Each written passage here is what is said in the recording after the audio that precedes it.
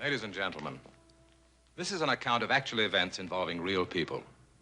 The names have been changed, and they'll be portrayed by professional actors for obvious reasons. But as far as the motion picture medium permits it, the manner in which these events came about and the answers given under hypnosis by Ruth Simmons will be presented as they happened in reality. I want to make it clear that I am neither a qualified doctor nor a professional hypnotist.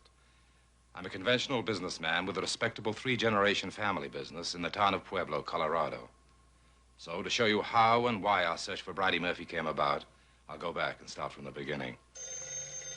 One night, just as my wife, Hazel, and I were leaving our house to go to a party... Hello. Hello. I'm trying to find Maury Bernstein. This is Maury. I'm Jerry Thomas.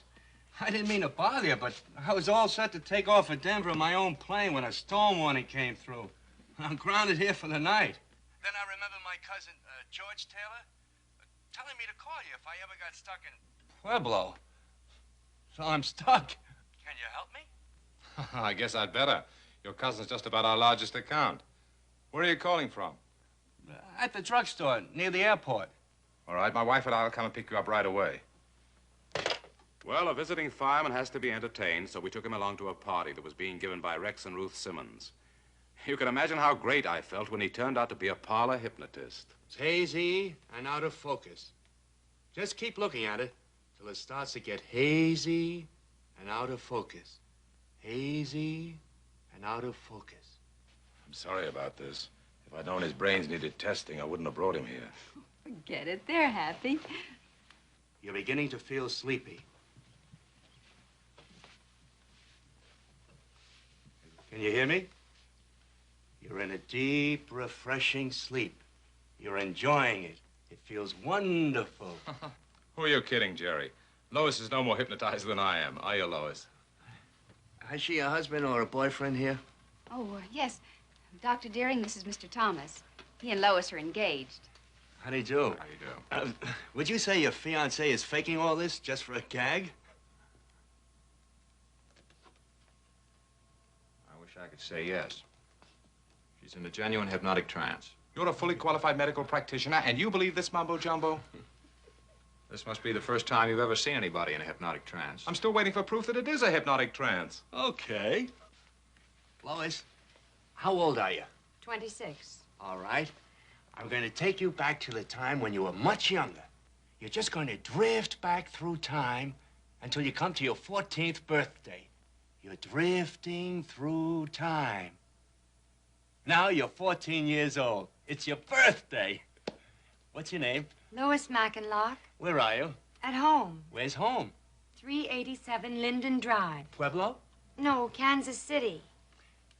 Can you tell us anything particularly nice about your birthday? Bobby's such a fool. You see that scratch on my wrist? Yeah?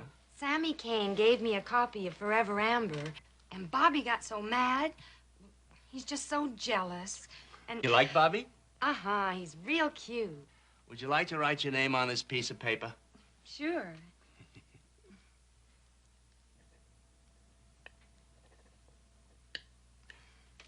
That's fine. Okay, now, let's try going further back, shall we? Let's try going back to your 6th birthday. And now you're 6 years old. Is it a happy day for you? Uh-huh. Can you read and write? Some. Show me how you write your name. All of it? As much of it as you can. Well, I don't make L's so good. Never mind, try. Oh, that the hand you always use? Sure. Teacher's trying to change me over, but I don't want to. Anyone want to ask her a question? Yes. What's playing at the local movie house? Do you know what movie's playing at the local theater, Lois? Ginger Rogers and Fred Astaire in Top Hat. I seen it. It's lovely. Okay. Now you're feeling peaceful and rested. When you wake up, you'll feel fine. And you'll feel hungry. You'll ask for something to eat. After you've taken 2 bites, you will reach down and remove your left shoe and stocking. Have you got that? Mm-hmm. You have? Mm-hmm. Right. When I count 3, you'll wake up rested and hungry in this present state. 1, 2, 3. It's better than a steam bath and a massage anytime. Ooh, I'm dying of hunger. Can I have something to eat?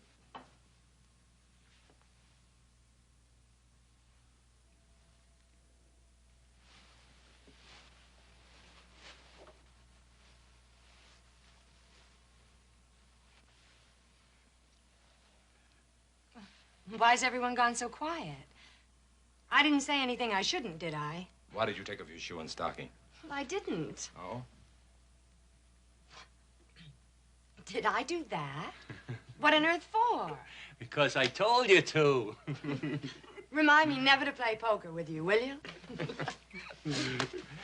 Well, Mr. Bernstein, now what do you say? Bet you couldn't do it to me. Want to try? Sure. Oh, no, Maury. Watch this ring. Just keep looking at it till it becomes hazy and out of form. Hazy and out of form. See? Quit killing my act, will you? You're fighting me. No, he isn't. He's one of the few types that's immune to hypnotic suggestion. You bet I am. That's the way he's gonna stay. See, what can you do? I could have forgotten the whole nutty business then and there if Dr. Deering hadn't offended my ego by that crack of his. As it was, I went to the library next day to find out what was so unusual about my immunity to hypnosis, and whether that made me any screwier than the people who go out like a light the minute some phony snaps his fingers at them.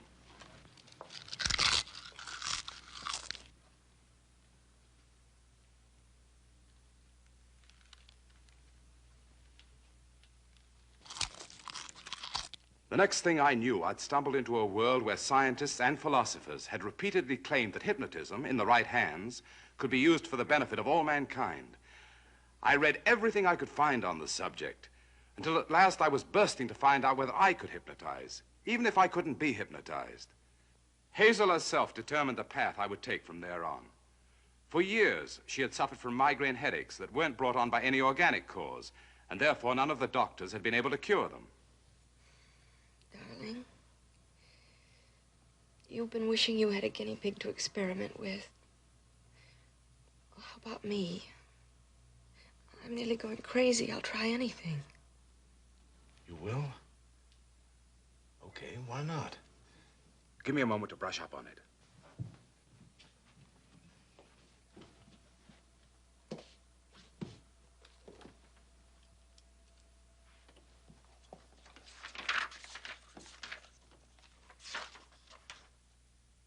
It was too easy. She responded exactly as the textbook said a good subject would respond. I told her the headaches weren't coming from any physical cause. Therefore, they were only imagined, and that she wasn't going to fear them anymore. When I brought her out of it, the headache was gone. After that, there was no holding me. I had her stand with her arms stretched out. I told her it was a steel bar welded to her body, and it was.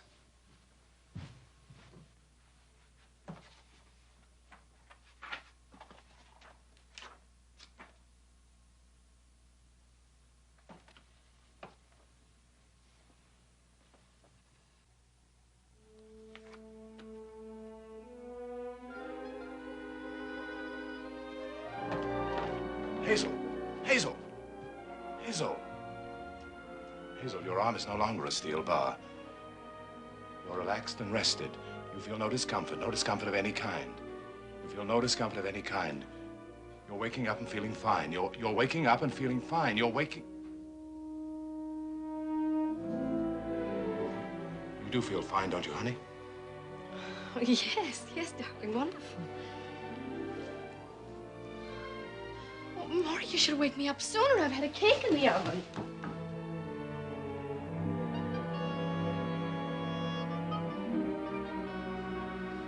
Well, there I was, Maury Bernstein, big shot hypnotist in one successful jump.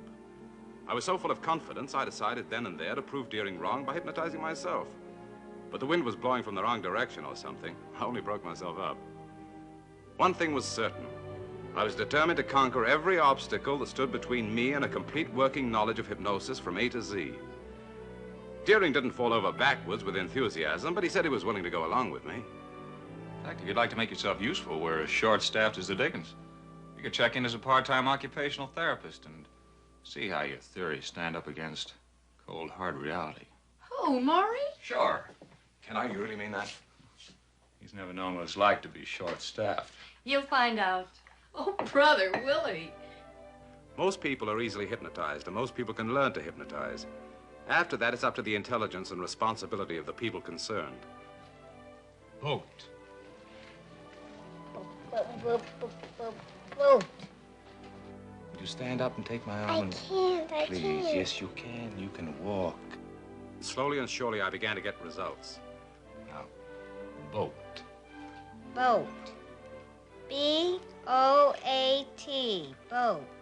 A really good subject can boost up his intelligence to its maximum, control pain in any part of his own body, and relax completely in the face of almost any crisis. But one day I inherited a case that was much too tricky for an amateur to tackle, even with Deering's supervision. It's no good. I don't seem to be making any headway with her. Tell her she doesn't have polio. Tell her she just thinks she has because she saw her sister die of it. I can't tell her things like that. I can only suggest positive thinking. Well, go ahead and suggest it.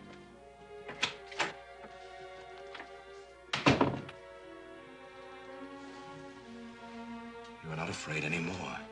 You've got to conquer your fears.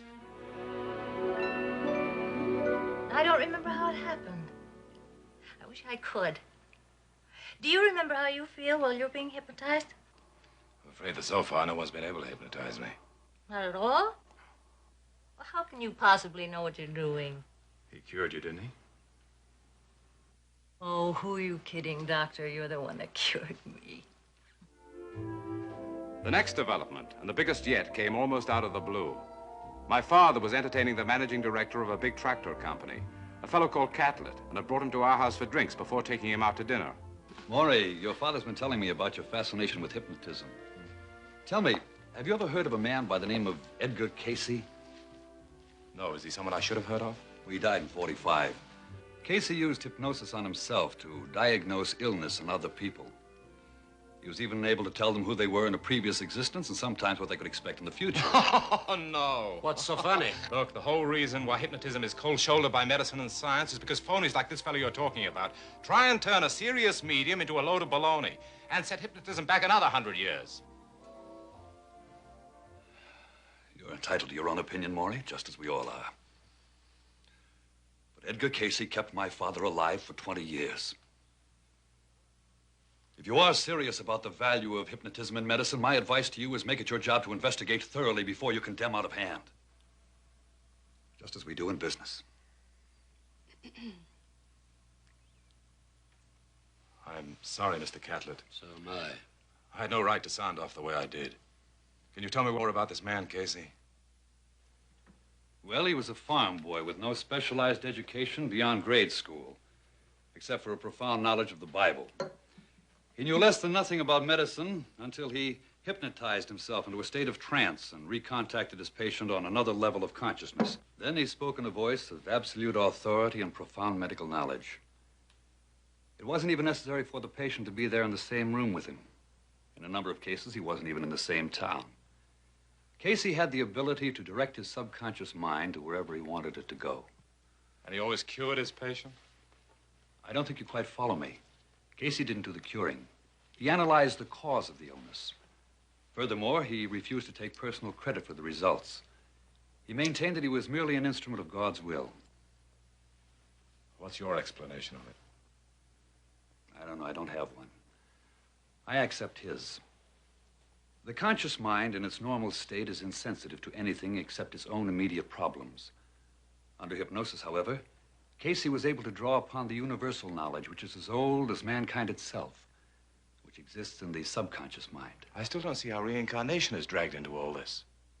Well, once Casey was in contact with the patient's subconscious memory, he was able to tell whether a physical illness really was physical, or if the cause lay much further back in time, in some act of cruelty or greed committed in some previous existence on this earth. You mean nobody ever gets away with a darn thing? Does that dismay you? No, but it's an ugly thought that we have to come back here to pay for our past crimes when we're not even allowed to remember what we did wrong. Would a man be better off for knowing about his past sins when his only purpose here is to repair a damage he did to himself? Casey believed that we are never faced with an obstacle we aren't capable of surmounting. According to him, the law of creation is compassionate and just. This planet is just one step in a vast plan for a spiritual evolution, which eventually enables a man to perfect himself and return to his creator. Are there any books about him that I could read? Yes, there's plenty of information available at the public library. If that isn't enough, his son Hugh has kept all of his files intact at Virginia Beach. I'm certain he'll give you complete access to them. Hi, Hazel. Did you get the message? Oh, sure. It just passed 10 feet over my head. Tell me, didn't Casey ever do anything simple enough for someone like me to understand? Well, way back in the early days of Casey's career, a boy was brought to him with an incurable infection on his leg. He was brought by one of the very few doctors who didn't look on Casey with open hostility as a fraud.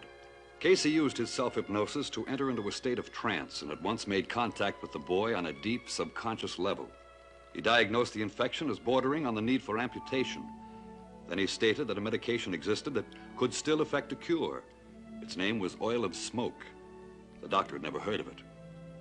Nor could he find any reference to it in the local druggist's catalogs. So presuming that Casey had made a mistake, he went back to him. This time under trance, Casey's subconscious mind projected itself into a fairly distant town. He named the town and gave the address of an obscure drugstore where the oil of smoke could be obtained. In answer to the doctor's wire, however, the druggist sent back word that he didn't carry and had never carried oil of smoke or anything approximating it.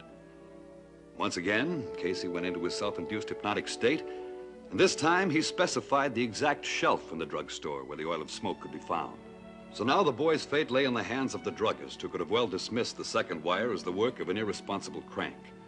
Instead, he took the trouble to look on the shelf Casey had described. And there he found a bottle which had been there, overlooked through all the years he had owned the drugstore.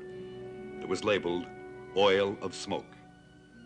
There was only one bottle, and the company that manufactured it had been out of business for so long that no records of its existence remained. But it did its job so thoroughly that in just over a week, the boy was safely out of any danger of amputation, and in as many days again, his leg had healed completely. Not because I doubted Catlett's sincerity, but because I always have to prove everything to myself firsthand, I read up all I could on Casey. And when I still found him too hard to swallow without a grain of salt, I made it my business to go to Virginia Beach to meet his son, Hugh. He turned out to be a dignified and courteous gentleman of the old school, who allowed me complete access to his father's documented case histories, over 2,000 of them. Time after time, under hypnosis, Edgar Casey had re-examined and re-diagnosed the problems of the people who'd come to him. Some for physical help, some for spiritual help. Often his findings were literally last-minute rescues from the grave. And invariably, as Catlett had said, he attributed the source of his power to his rigid faith in God. Seems like I've got quite a bit of retracting to do. Well, sir, I'm glad you're willing to concede that Edgar Casey wasn't a fraud. Fraud? No, sir. That he never was. Look, Casey proved one thing to me beyond any further question of doubt whatsoever. There's such a gigantic force wrapped up in hypnosis that, handled the right way, it could stop civilization going crazy and blowing itself up. Gee, Hazel, this is the first time I've ever seen him so head up. Oh, he's sincere, all right. He may be knocking himself out of the ring, but he's sincere. This thing must have a lot of other angles that nobody's learned how to contact or make use of yet. Oh, I don't mean reincarnation, that's for the birds. But something, some sort of universal energy that could be harnessed. Age regression, that's the beginning. Hypnotizing somebody back to their childhood. If the human brain can remember things that far back, it must be a pretty smart contraption. I just can't get over Maury wanting to break the time barrier with his two bare hands. Look, Ma, no jet. Oh, ha, very comical. Turn blue, Bernstein. Oh, Maury, we're just kidding you because we love you. Hazel, let him age regress you back to your childhood, and we'll stand by with diapers and safety pins. No, I'm afraid I'm not a very good subject for him anymore.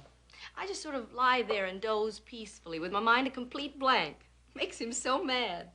Hey, Ruth, how about you? Why don't you be the guinea pig this time? I don't know. Shall I, Rex? I don't think so. Why not? I like you just as you are. Oh, thank you. What do you think I'm going to do? Turn her into a Halloween witch or something? Look, why should Ruth and I monkey around with something we don't understand and don't want to? Now, Rex has a point there. After all, it isn't the kind of a thing that a respectable insurance man would want to tangle with. It's like belonging to a nudist camp and then suddenly finding your picture in a health magazine at the local drugstore. Yeah, big fat joke. What if I did come home one night and say, look, I just got my picture in a health magazine, under hypnosis, and the head office has fired me? You wouldn't laugh then, I bet. Isn't he a pet? Just as square as they come, but I worship all 6 sides. What can you do with a doll like this? All right, I give up. Nurse, notify surgery before he changes his mind. Maury, get him another scotch. My murky past may knock him for a loop. Better make it a double. Double right. All you want to do is to drift off into a peaceful, pleasant, deep, deep sleep. Flame means sleep. Flame, sleep. Flame, sleep. Flame, sleep.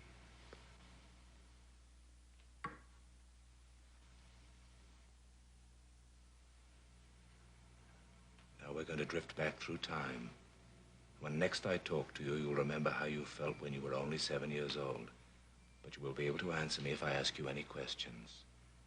How you can feel yourself drifting way back through time and space to when you were just 7 years old. But you will be able to answer me if I ask you any questions. Now we're back at the time when you were 7 years old. Do you go to school? Yes. What school do you go to? Delphi Academy. All right. Who sits in front of you? Jacqueline. And who sits behind you? Verna May. Verna May what? Ruth. Do you know any boys in the class? Mm-hmm. What is the name of one of them? Donald. Donald what? Barker. Well, there it was. Ruth took to it like a duck to water. It would have been a crime not to press on further. Even Rex admitted that. So a couple of nights later, when they couldn't get a babysitter, we went over to their house and picked up where we'd left off. All right, now rest and relax. I'm going to talk to you in a moment. And by then you'll remember the way you felt when you were only 1 year old. Only 1 year old, but you'll be able to tell me about it. Now, do you remember how you felt when you were 1 year old? Yes. Did you have any toys? Had some blocks and a cotton dolly.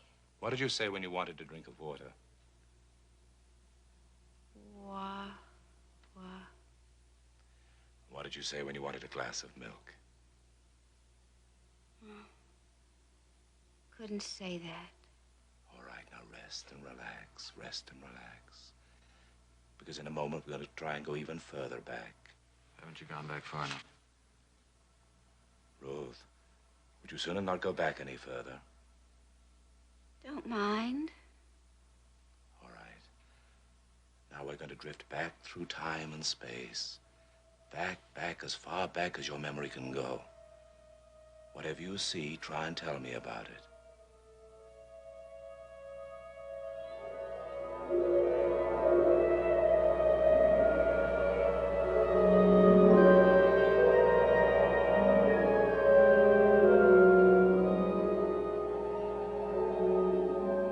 Now, you're as far back as your memory can go. Can you still see yourself? Yes.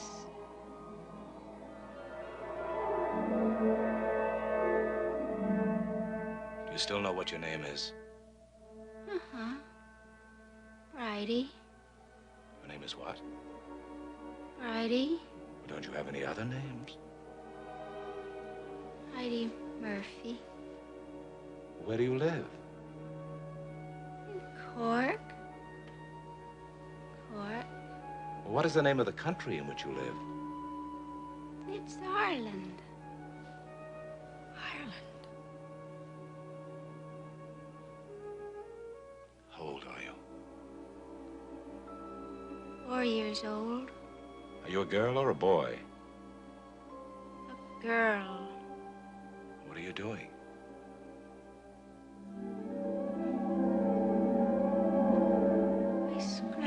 paint off all my bed. Just painted it and made it pretty, and it's a metal bed, and I scratched the paint off it.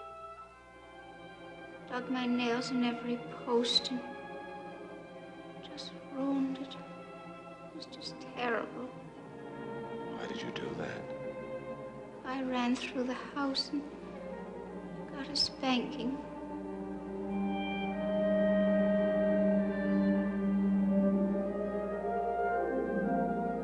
Now, try and see yourself a little older. See if you can see yourself at 6 or 7 or 8. How old are you? 8. Well, now that you're 8 years old, do you know what year it is? 18 something. 1806. 1806? That's enough, Maury. Bring her out of it. We can't stop now. Hazel, make him see we can't stop now. Doc, tell him it's not doing her any harm. She said so herself when I asked her. No, it's too dangerous. Rex, let me carry on a few minutes longer, please. No, it's too dangerous. Well, Doc's not worried, is he? He'd know if she was in any danger. For Pete's sake, Rex, now that we've come this far. He's breathing evenly. Her pulse is a little slow, but regular. But it's your decision, nobody else's. Rex, please. All right, go ahead. All right. It's 1806. Your name's Bridey Murphy. What is the name of your mother? Kathleen. What is your father's name? Duncan. Duncan Murphy. Is he a tall man or a short man? Tall man. What color hair? Ooh, sort of reddish like mine. Your hair's red? All right. It's 1806. Your name's Bridey Murphy. And you're 8 years old. What are you doing now?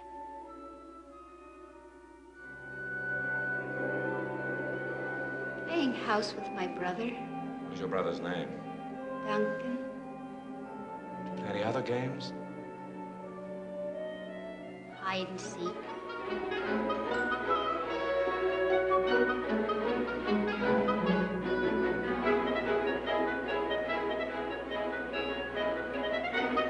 Can't find Duncan.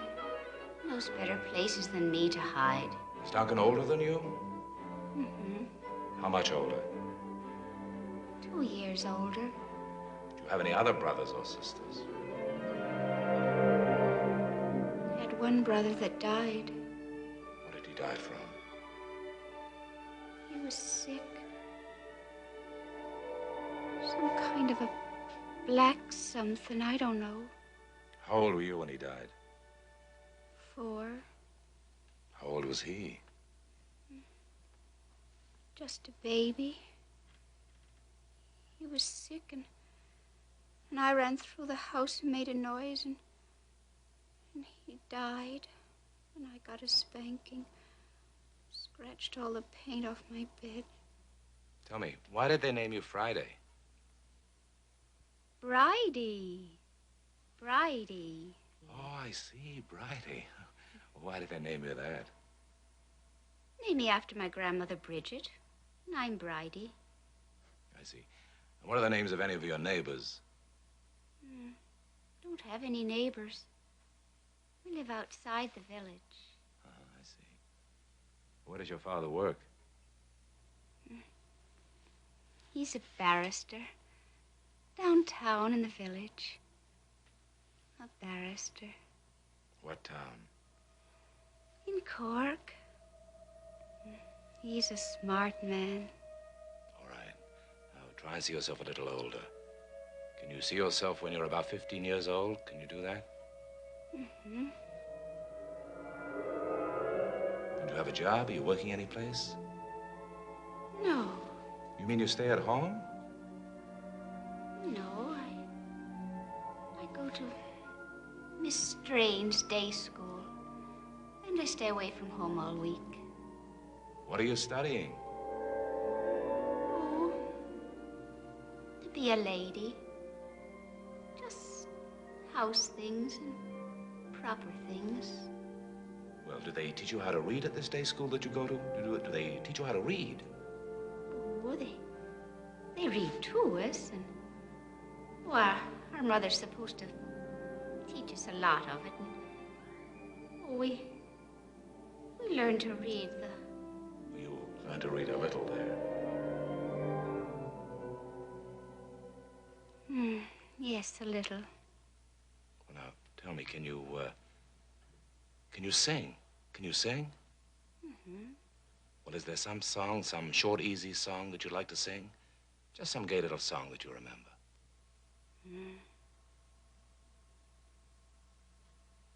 Father's girl's a dancing doll.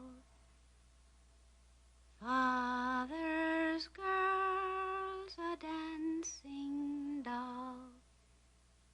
Swing around and sing around. Father's girl's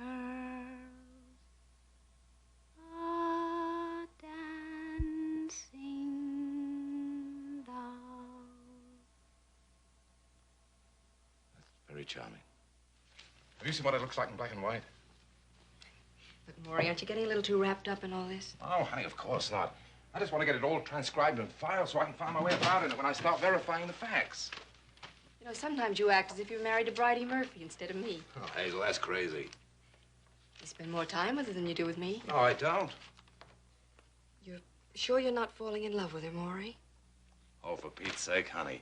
Don't tell me you're getting jealous of a dame who died 100 years ago. Yes, when you act as though she was still alive and living on the next street. Darling, if Columbus had listened to his crew, he'd have turned his ship around 10 days out of Lisbon, and America would never have been discovered. Nor would Bridey Murphy. Maybe that wouldn't be such a bad idea either. I suppose you'd like me to quit now, forget it ever happened. So would Rex. Look, Deering has to admit it's not doing Ruth any actual harm. Well, we don't have any children. Maybe that's why we don't see things exactly the way he does. Hazel, are you jealous of Ruth, or Bridey, or both of them? Well, I just can't quite see myself as head wife of a hypnotized harem, that's all. Baby, in that incarnation, you were Belfast and I was Cork. Mr. Bernstein, ha, ha, ha. All right, now rest and relax, rest and relax. I want you to think about your birthday. Now, what was the date of your birthday? The month and day of your birthday? It was in the holidays. Do you remember the month? It was the 12th month. What about the day? It was the 20th day. The 20th day of the 12th month. I got up for a fitting. What was the fitting for? Why was there a fitting? For my 3 new slips. I had to have the one done for Genevieve's tea and cakes, and my mother said, we'll just make 3 while we've got you on the board. The little girl likes pretty things. All right. What else? My mother spent the whole morning making me 3 pretty slips with sashes. And I had white slippers. They were sent to me. And I wore my white slip with a green sash and my new shoes. And I went to Mrs. Strange's for Genevieve's tea and cakes. And she said, you're a very pretty little girl. She was with her hand out for what I brought her, too. Did anything else happen that day? That was a lovely day. The party, the tea and cakes, and the 3 new slips. Now, try and see yourself a little older. Just move along until you come across something you would like to tell me about. We were to have special guests. What were their names? McCarthy. How do you spell that name? M-A-C-C-A-R-T-H-Y.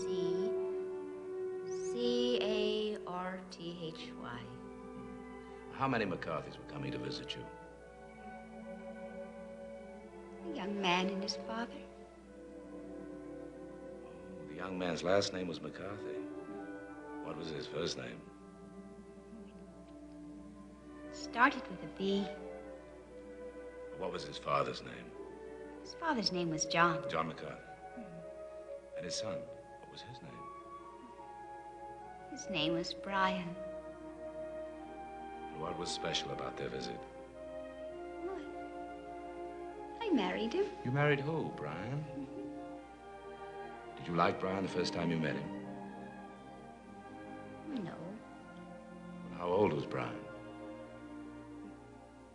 He was 19. Oh, he was 2 years older than you. But you didn't like him the first time you met him. He was all right. He wasn't anything. Why did you get engaged to him? Well, he came to work for his father in the summer, and I went with him, and it was just taken for granted, I guess. Well, did you like anyone else before you met Brian? No. Well, what did Brian do? He was a barrister, too. Where did he work? Oh, he worked at Belfast, and he taught at Queen's University. And he helped his father. Oh, he didn't actually work in his father's office, but his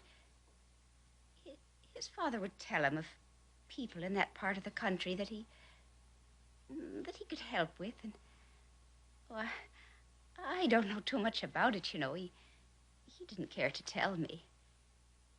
But he just would write to his father, and he would pay him a small amount, but he worked hard. Big deal. What was the name of Brian's mother? I don't know. I'd have to look at the Bible. You see, he had a brother. He was a still child, and his mother died. And he went then to live with his grandmother. Well, was this still child born before or after Brian? After. Brian wouldn't have been born if his mother had died. All right, Brian would have been the older. All right.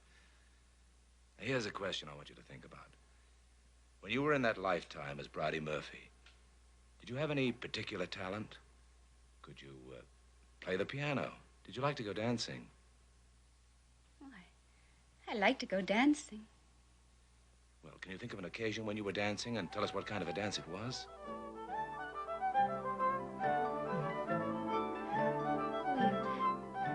You dance when you get married. It's just an Irish jig thing.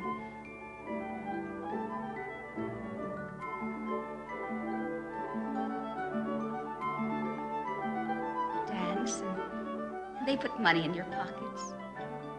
It's a party, and everybody gives their money, and that way you have a gift, you see. Is there any particular dance that you like best? Oh, I like the morning jig. Is that what you call it, the morning jig? Yes. Mm-hmm. Can you remember the steps? Yes. All right, I want you to go through the morning jig in your mind. You don't have to do anything now. Just relax comfortably now and go through the morning jig. After you awaken tonight, you'll be asked to dance it. And you'll be able to dance it very easily. Now, see yourself getting a little older. See yourself getting a little older. Can you see yourself at the time of your marriage? Can you see yourself at the time of your marriage? What year was that? Let's see. I was 16 and 18 and 14. 18 and 18. Well, how old were you? And we can figure it out for you. How old were you when you got married? I was 20 when I got married. I figured it out for myself. Oh, I see. Then it was 18. All right. All right, now, are you in a church? No, I'm not. Not in a church? No, I couldn't be married in the church. Why not? Because I just couldn't.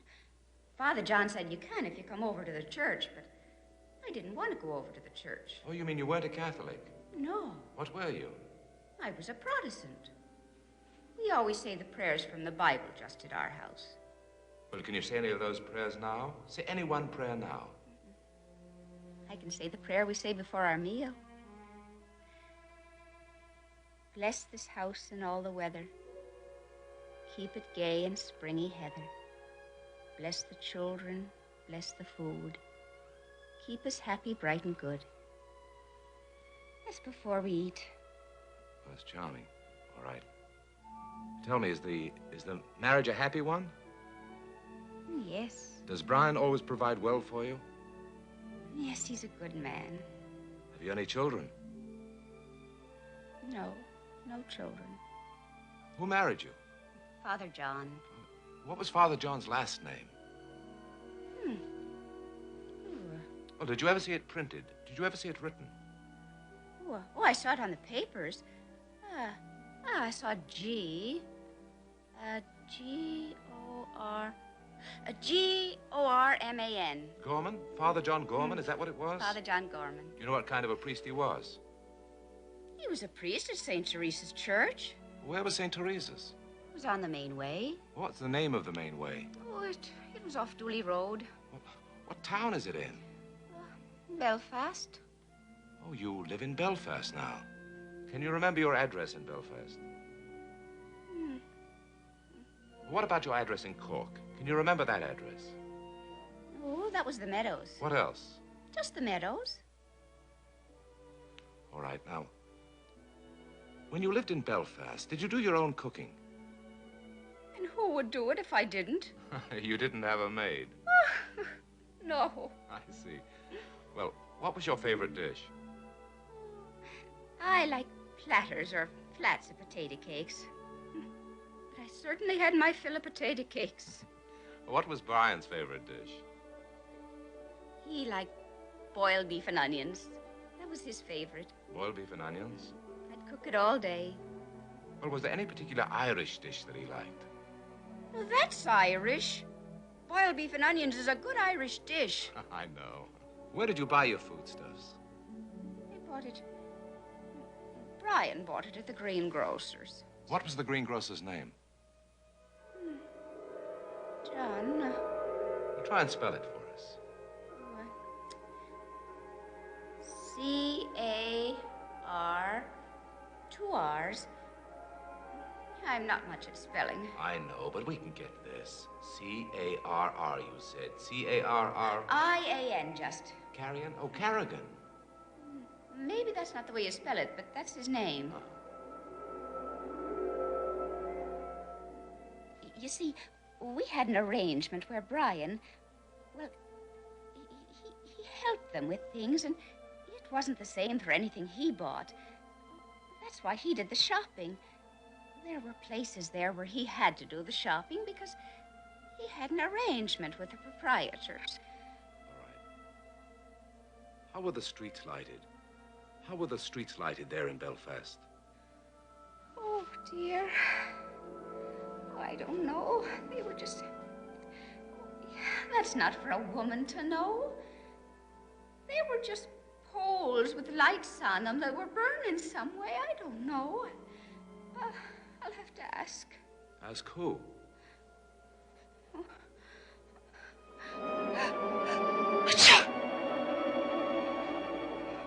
Brian says I'm getting a chill. It's about enough, Maury. I want you to clear your mind completely because in a few minutes we're coming back to the present time and place. You'll feel better than before we started the session. After you awaken, when you're asked, you'll be able to do the morning jig. It'll be very easy. You'll be surprised that you remember it in detail. All right, you're back at the present time and place.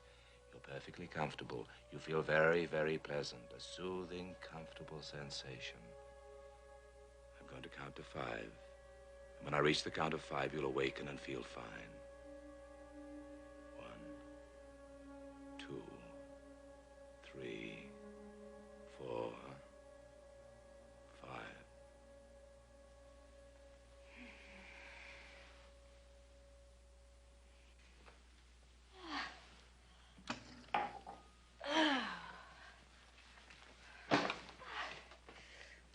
How do you feel, honey?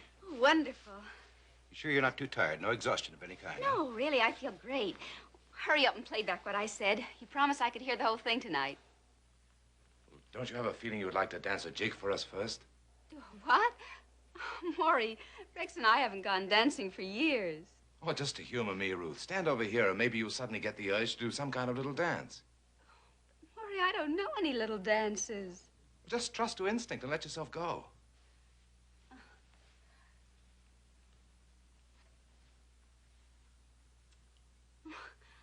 I feel real silly.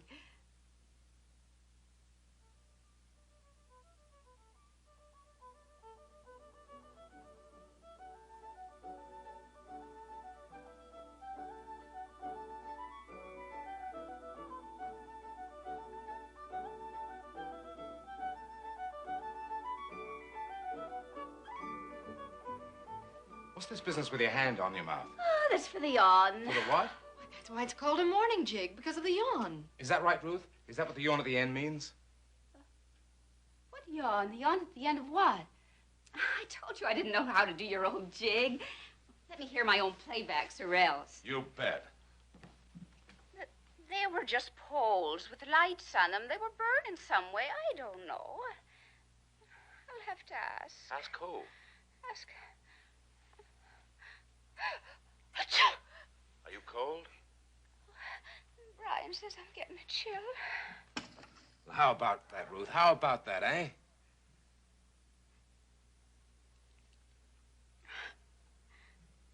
I couldn't have said all that.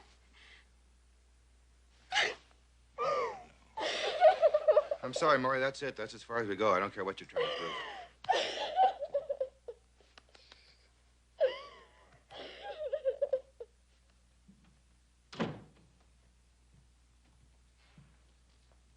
Seen the noon edition, Maury? Oh. There's a write-up about you and Ruth Simmons proving life after death by hypnotizing each other. Or some such idiotic claptrap. For Pete's sake, let me see it. Any more of that kind of publicity, and you're going to drive away every big account we ever had. No, I'm not. And I'm not going to end up in a padded cell either. I admit it's rotten publicity. I'll have to get him to print a retraction before Rex blows his top. I suppose it doesn't bother you if I blow my top. Father. Maury, I think you've gone crazy. I'm serious. Hello. Maury, I've just read the ribbing they gave you in the noon edition. Don't let it get you down. Look, I'm here with 3 friends of mine. One's a newspaper man, one's a publisher, the other's a professor of philosophy. They're willing to give your Bridey a serious hearing. Would you mind playing the tapes for them? Well, I'll be very glad to, sir. I'll have to ask. Ask who? Ask. Are you cold? Brian says I'm getting a chill. Well, that's all there is. I'm completely fascinated. Then you don't think that Maury and Ruth just faked this whole thing for a gag? If they did, Mrs. Simmons ought to be starring on Broadway. She certainly fooled me. I'm glad you feel that way, Professor. I'd like to watch one of those sessions. Would that be possible? No, I'm afraid not. Rex Simmons put his foot down. Do you consider it important to go on? What we've done is just the beginning.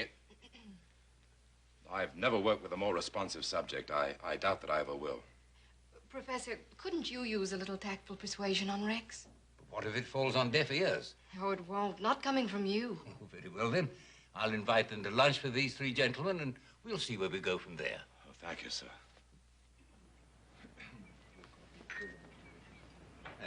Thank you, sir.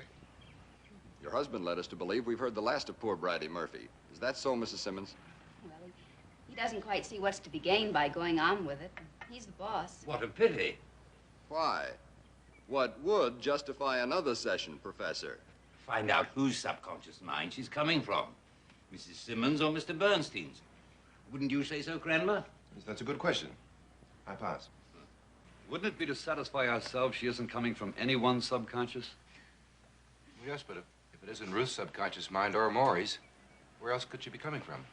From beyond the grave, or from outer space, or from Professor Einstein's theory of time. In other words, you're allowing for the possibility that it really is Bridey Murphy's spirit that Mr. Bernstein invokes. Now you put your foot in it. Reincarnation is regarded by the church as an invention of the devil, isn't it, Father Bernard? No. More as an emotional escapism for the spiritually insecure. Father Bernard, if I were a Buddhist, would you classify me as spiritually or emotionally insecure? Or would you respect my right to believe in reincarnation? I'd respect it with pleasure, provided you respected my right to reject reincarnation as contrary to divine law. You're a lot more tolerant than I took you for. Has it ever occurred to you, Mr. Cranmer, that any sincere faith manifests its strength by its tolerance of other faiths? Except that Mr. Cranmer doesn't happen to be a Buddhist. He's a Christian. At least I hope he is. I hope so, too. Unless that means that I'm doomed to eternal retribution for my misspent life, eh? I think it's time you reread your New Testament. Your misspent life has already been paid for by the suffering on the cross. Father, as a matter of fact, you know, I do believe that. Along with reincarnation, I presume? You're determined that there's just no such thing, aren't you? Well, if there is, I'm in the wrong calling. It's in direct contradiction to the teachings of all the churches. Reverend, do all the churches frown on hypnotism, too? Well, not when it's used in the cause of medicine and scientific progress. The churches only oppose the irresponsible use of it when the proper precautions haven't been taken against its dangers. In short, when it's practiced by unqualified amateurs like Mr. Bernstein? I have no more desire to push my beliefs down Mr. Bernstein's throat than he has to push his down mine. Except you'd like to outlaw all experiments in age regression by hypnosis. Well, that wouldn't be because I happen to be a priest, Mr. Cadet, but only because the subconscious mind is still an undiscovered continent for the most part. I feel it's wiser to leave the experts to explore it in their own way, in their own time. That's exactly the way I've been trying to say it. Well, speaking as a neutral, has Mr. Bernstein started something so diabolical that he must stand condemned for it without any further evidence on the subject? I must say, I was only scared when they first played back that voice, and I realized I'd done the talking. Now I'm just as curious as Maury to know how she got there. What about it, Rex? Can't Maury have another session, just so that everybody here can listen and judge for themselves? That seems fair, Mr. Simmons. Certainly does. It's entirely up to you, honey. Thank you, darling.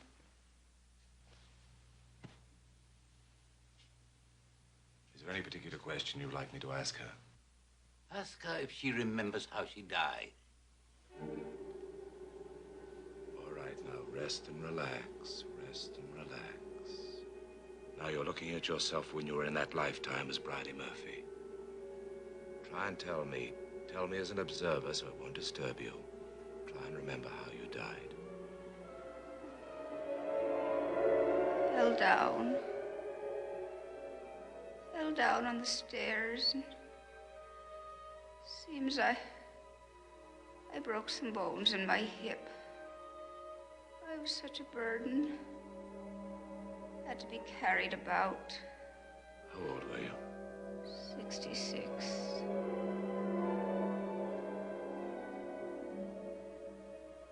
Did Brian take good care of you? Yes. He was tired all the time, though. In what city were you living when you died? In Belfast. Can you remember the day you died? It was a Sunday. How much do you remember about it? A lady came to stay with me so Brian could go to church. He didn't think that I was going to go that fast.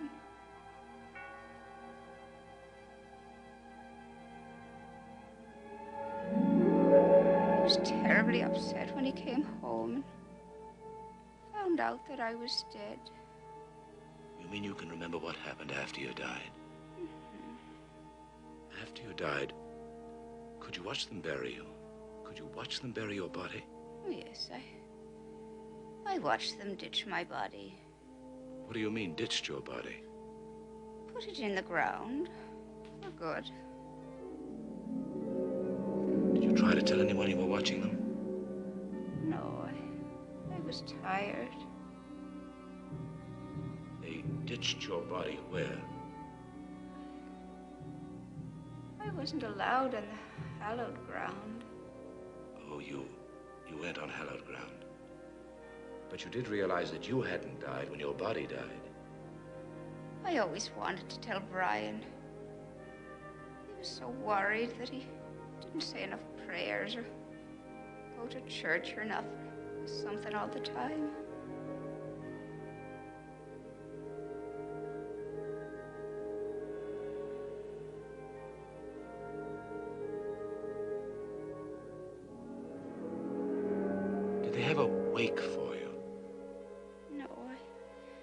I told Brian I didn't want anyone to be unhappy or mourn for me. I see. I was such a burden. I was happy just to go to sleep. Can you tell us where you went after that? I stayed in the house with Brian. Did you try and tell Brian you were there? He won't listen. Do you think if he'd really tried, he could have heard you? I don't know. I think so. You're not sure? Oh, I just wanted him to so bad. Could you tell what he was thinking about? If I thought about it, I could know what he was thinking. I knew when he needed me, and he missed me after Father John didn't come to the house anymore. He was lonely.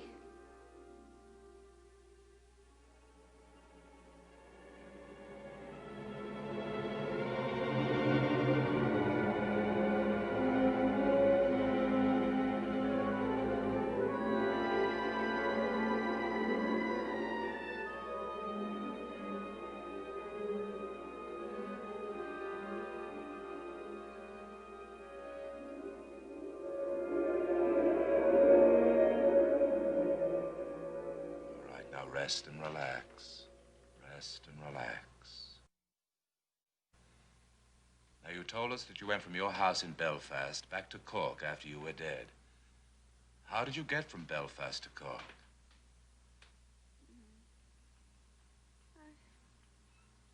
I just willed myself there. You did what? Willed myself there. How long did it take you? I don't know. It wasn't any time. Why did you go back to Cork?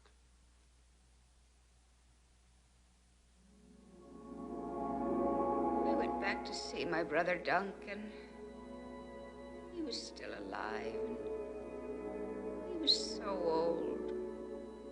Did you ever let Duncan know that you were there? No. He wouldn't listen either.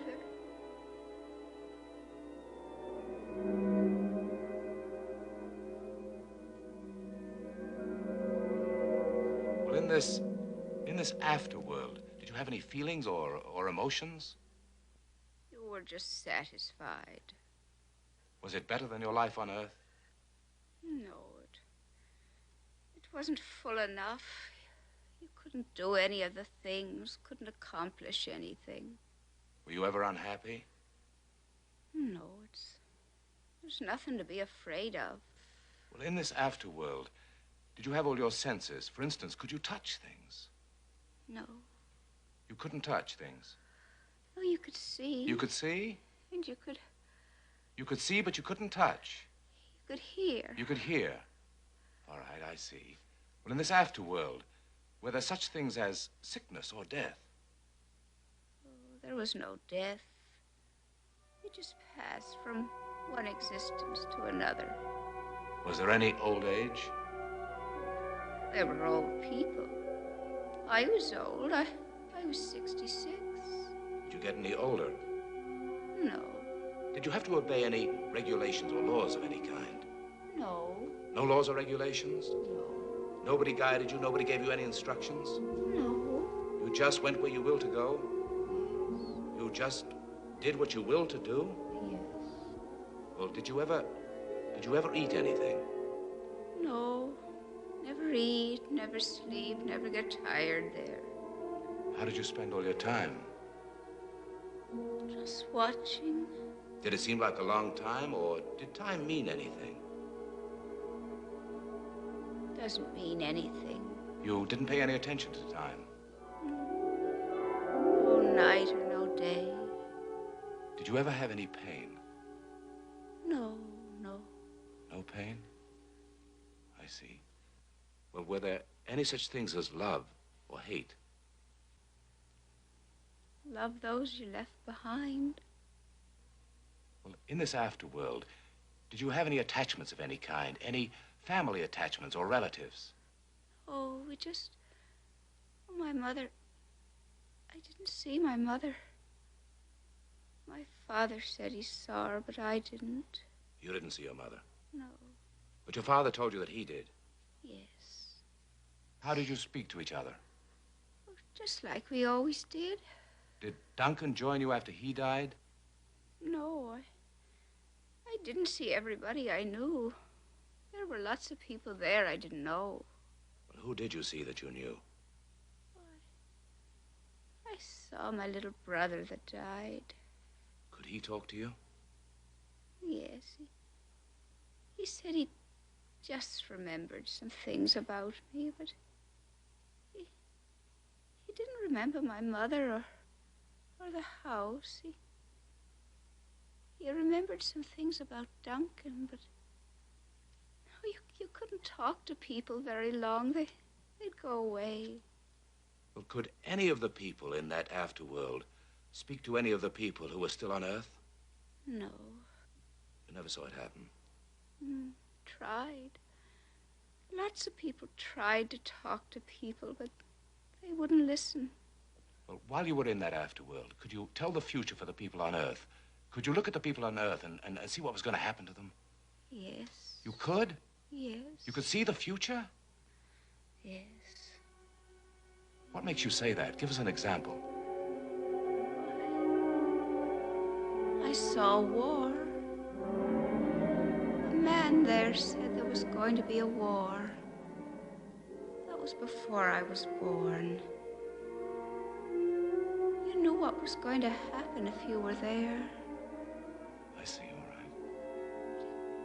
It didn't concern us. It didn't concern you. Can you tell me how you finally left that world?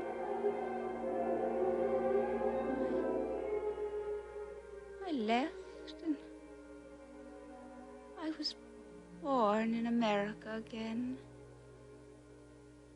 I was born in Iowa. Do you remember how you were born again?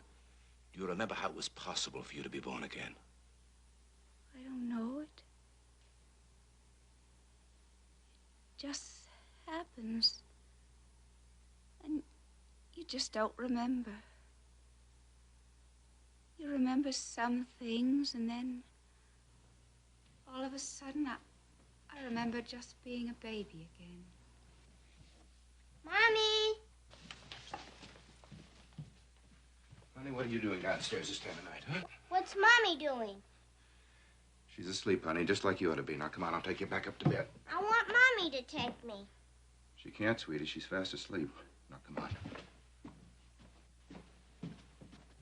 All right, I want you to clear your mind completely because you're coming back to the present time and place. Now you're back in the present time and place. You feel a comfortable, soothing sensation. I'll count to 5, and when I reach the count of 5, you'll awaken and you'll feel fine. 1, 2, 3, 4, 5.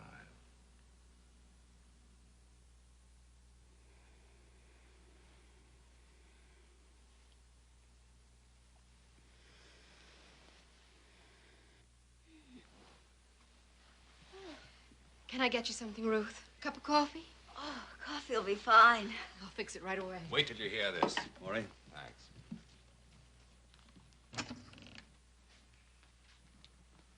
No, thank you. What do you make of it?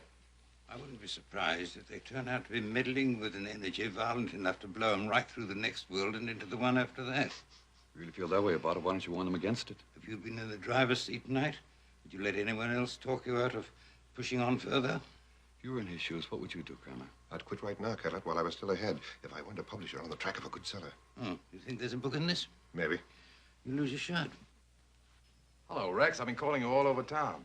Listen, I've got an offer from a publisher to do a book on Bridey Murphy. I tell you, Maury, I think it's great that it's being taken seriously enough for a book, but... What? Excuse me. Butch, please, son. Son, would you please... Ruth, would you come and get your son? Look, it's only going to be a kind of professional textbook. It probably won't sell more than 100 copies, if that. The public will never even know it's been written. Yeah, well, I'll talk to Deering, see how he feels about it, huh? Why Deering? Well, we're not sure yet, but I think there might be another baby on the way. Gee, Rex, congratulations.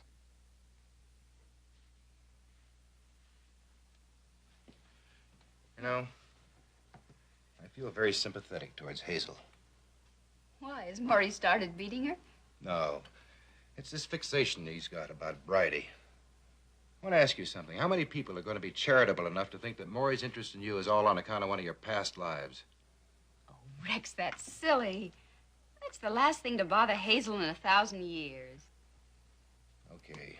She's more understanding than I am. But when he comes to you and wants to put you in this book he's talking about, I'd like you to say no. That's what I want you to say, no. How can I? I don't even know what kind of book it's going to be. What kind of a book can it be except one that makes a screwball out of Maury and knuckleheads out of the rest of us? Why? As long as he just puts down everything that happened? Who's ever going to believe it ever happened that way? Do you want me never to let him hypnotize me again? Go ahead if you're as nutty about it as he is.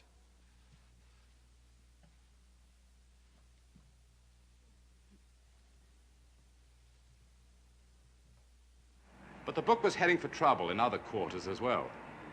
By the time I was able to get to New York again, Cranmer had heard from Ireland in answer to the first feelers he'd put out. I still think there's a book in it, Maury. But it's not going to be as easy as it seemed at first. Now, here are the first 3 replies to the feelers that we sent out. The one on top's from London. Apparently, the records for that period are extremely rare. Ordinarily, no register of births, marriages, or deaths were kept before 1864. That's a lot of help. So, the only person who can tell us where to go and look for cast iron proof is Bridey Murphy herself. Well, maybe it's me. Maybe I'm not asking the right questions. I'm no expert at it. No. Well, then there's this to bear in mind. That perhaps in her lifetime, a person like Bridey Murphy might have tended to brighten a humdrum life by pretending that she and her husband were somebody, you know, instead of nobody. Well, if that's so, it's only natural to assume that she's going to pretend with you, too. And Brian, well, perhaps he wasn't anything nearly as fine-sounding as a barrister. What was he then, a dog catcher? No, he could have been a barrister's coachman, or perhaps his confidential messenger. And it wouldn't surprise me, Maury, if her father didn't turn out to be, well, just a little less grand than she'd like you to think he was. In short, Bridey Murphy's a liar and I'm a sucker, huh? Don't take everything so personally. A few innocent white lies now and then are every woman's privilege. But, Maury, question her on 1 or 2 specific points, and then try to catch her up. You mean grill her till she comes clean? Lord, no. She's such a timid little thing, she'd probably die of fright. But try to get some facts that we can verify without upsetting her confidence in you. I feel like a heel already. Well, don't let that stop you from getting the facts. Unless, of course, you want a book that's going to bring every witch hunter in the 48 states down on your neck. Okay. This time we're going to try and get definite proof that you lived in Ireland at that time. Where can we find some records that would prove you lived in Ireland at that time? Did you ever write anyone any letters? Did you ever get any letters from anyone? I got some letters from home. Did you save any of those letters? Oh, I did. I saved them. Well, did you have any favorite hiding places where you would hide, your own personal possessions, maybe some money, or those letters, or anything else? Did you have any favorite hiding place? Why do you want to know? Well, we're just trying to find out where we could find some written evidence, some records that would prove you lived in Ireland at that time. I had them in the hut. The hut? In the house. Any particular place? Oh, I had them in the... Well, you know where the... Well, there's a little pewter dish, and it's a funny brown color, and it's on the 2nd shelf. The 2nd shelf of what? Who are you? I'm your friend. I'm your friend. Oh, yes. We've traveled before. Traveled before? Mm-hmm. Well, that's good. Now, you told us that you like to go dancing. Can you give us the name of any one place where you went dancing? Mrs. Strain's Hall. Was that the place you told us about before, where you went to school? She had a hall. I didn't go to school in the hall. I see. All right, now, clear your mind. Clear your mind completely. Now, let's go up to the time of your death. You told us that you attended your own funeral, that you watched them bury you. Is that right? Well, if you remember that, you must remember what year it was. Perhaps they had it marked on the grave or on the tombstone or wherever they marked it. Now, what year was that? Are you looking at the tombstone now? Well, read the whole thing. What does the whole thing say? Read the whole thing besides the numbers. Bridget, Kathleen, M. McCarthy. What does the M stand for? Murphy. For Murphy, all right. What else is on the tombstone? Are there any numbers on the tombstone? 1, 7, and I think it's a 9 and an 8. And there's a line. A line, all right. And a 1 again. 1 again? And an 8 and... let's see... 6. And, Brian says they didn't make it very plain. Brian said they didn't do it very plain. Well, he was upset about it. He was? It's a 4, though. 1864. Did they make out a death certificate? Did they make out any kind of a death certificate or publish anything in the newspapers? Well, why don't you ask Father John? Where else could we find some records? Was there a marriage certificate? I believe there was. Oh, sure, they had to publish the banns. Father John had the banns published. Oh, the church would have some records. Oh, I'm sure they would. Well, what kind of We records? had to give a tithing. Tithing? Yes, we had to be obligated. I had to sign the record.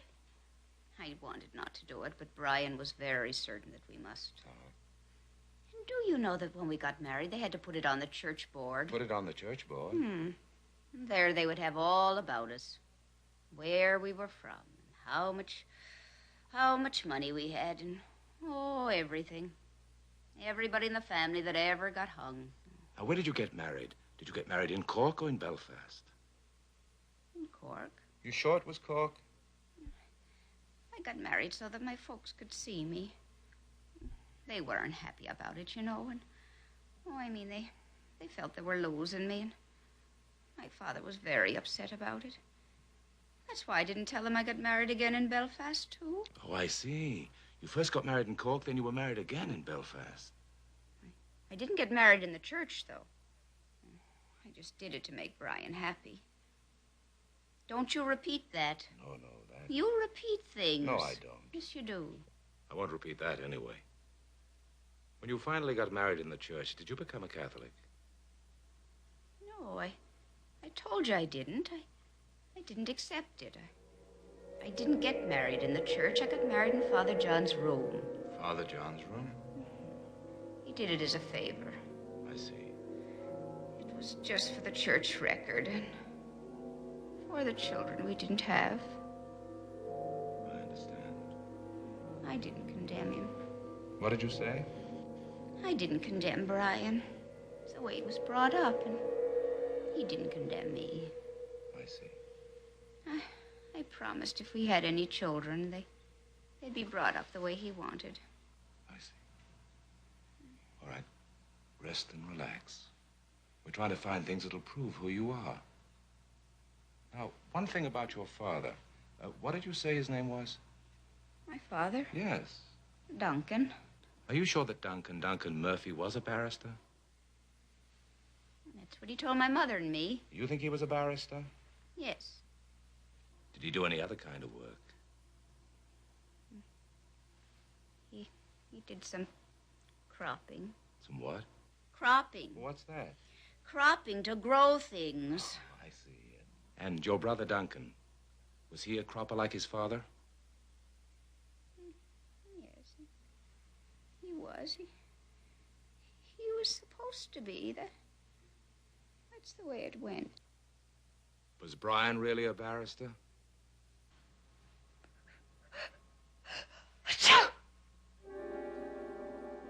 Brian says I have a terrible chill. Relax. Relax completely. You'll be very comfortable now. You feel very comfortable. Do you feel comfortable now? That's good, because after you awaken, you feel even more comfortable. You feel fine after you awaken. You feel fine. Now, let's try and go right on back. Past the time you were a little girl in Ireland. Back, even beyond that. Just rest and relax, and some scene will come into your mind. You may not look the same, but you know it'll be you, and you'll be able to tell me about it. Just relax and think for a few moments, and I'll talk to you again in a little while.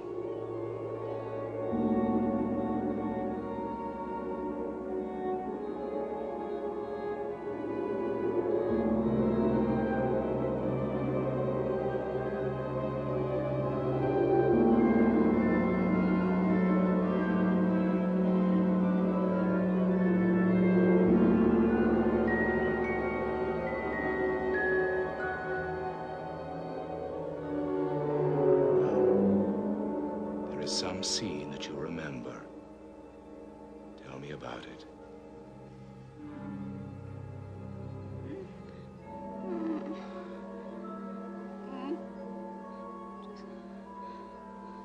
Just a little baby.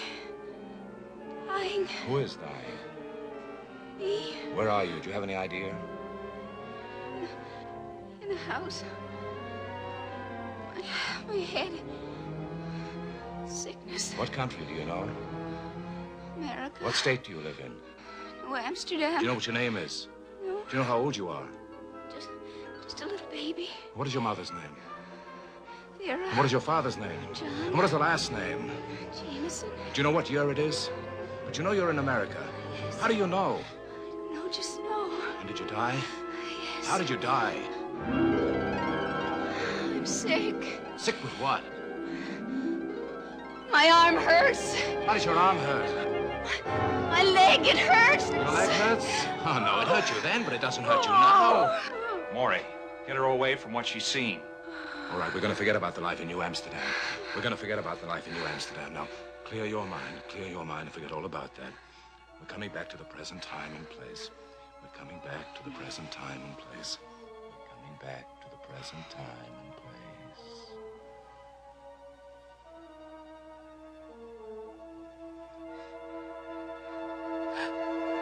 Are you awake? Relax. How do you feel? Could I have a linen? What's a linen? Relax. I need a linen. She must mean a handkerchief. Yes, we're getting you a linen.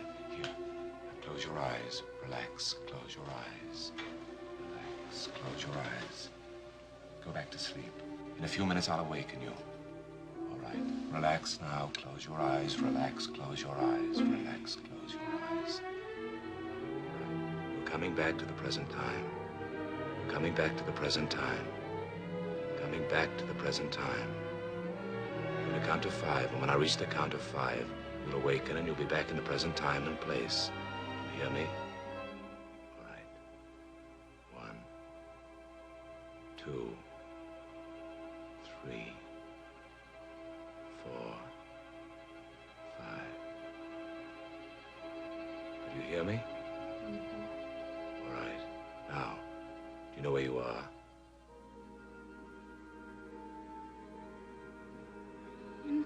Cork. Mrs. Ruth Simmons, you're coming back to the present time, and you're Mrs. Ruth Simmons. Do you hear me? Ryan says I have a chill. Get her back as fast as you can. Rex, the window. Do you hear me? You'll never have that chill again. That chill will never bother you again. I'm going to count to 5, and when I do, you'll awaken at the count of 5 of Mrs. Ruth Simmons. You'll be back in the present time and place. Do you hear me? Ruth, can you hear me? Can you understand what I'm saying? All right. 1, 2.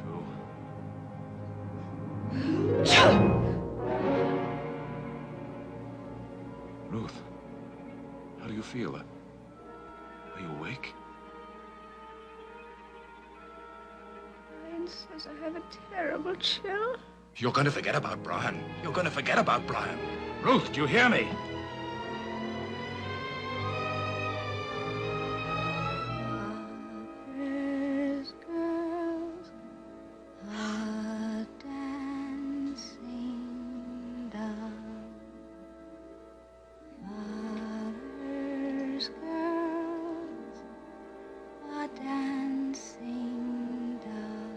Say anything but keep talking. You're going to forget that song.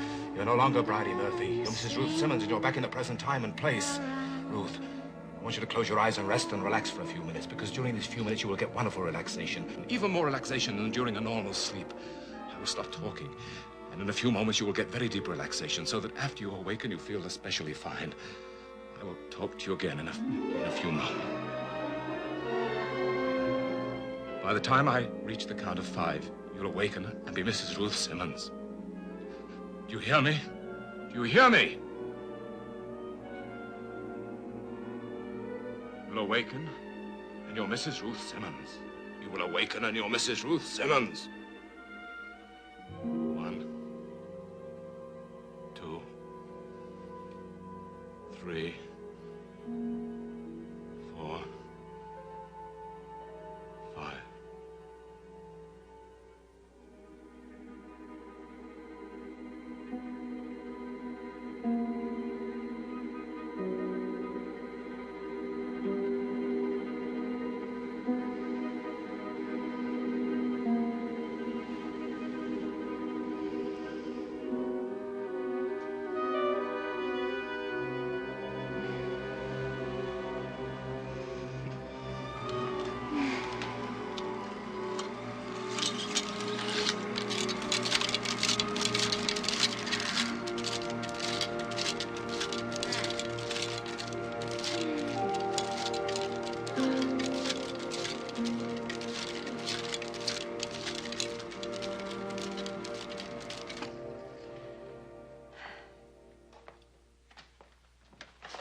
Here, Maury. Go on, drink it down. If I were Ruth's doctor, I'd refuse to be held responsible for her health if she went on with these sessions. Why? Because I'm going to have another baby? Well, that's a pretty good reason in itself. But after what's happened tonight, I'm satisfied that this whole thing has gotten out of control. He's quite right, Maury. I'm sorry, Maury. I'm the one who should be apologizing to you. Well, here's to Bridey Murphy, wherever she is. May she have served her purpose, whatever it turns out to be. I think it's important to remind you that we're not trying to claim we proved anything. Except perhaps that hypnotism is a powerful force that can't be kidded around with as though it were a harmless little parlor game.